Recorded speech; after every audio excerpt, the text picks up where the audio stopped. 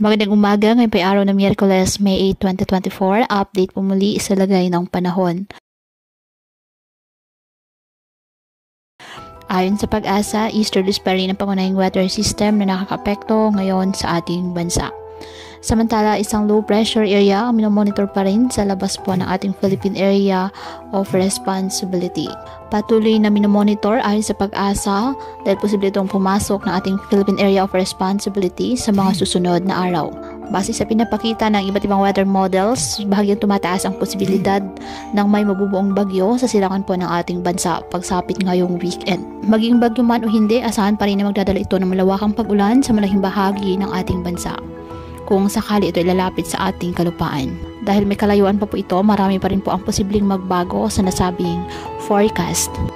Ngayong araw, asahan pa rin na mainit at malinsang ang panahon sa halos buong bansa, maliban lamang po sa tsansa ng mga localized thunderstorms. Kaya patuloy pa rin po natin na pinag-iingat ang ating mga kababayan sa banta pa rin ng mga posibleng pagbaha at pagguho ng lupa, lalo na kapag may malalakas na ulan, at ugaliin po na magdala palagi ng payong o kahit anong panangga sa ulan. Hindi ka naman po sa init ng araw kapag lalabas ng ating mga tahanan. At yan po muna ang update sa lagay ng panahon ngayong araw. Muli patuloy po tayo na mag-ingat at palaging tandaan, God loves you. Stay safe and God bless.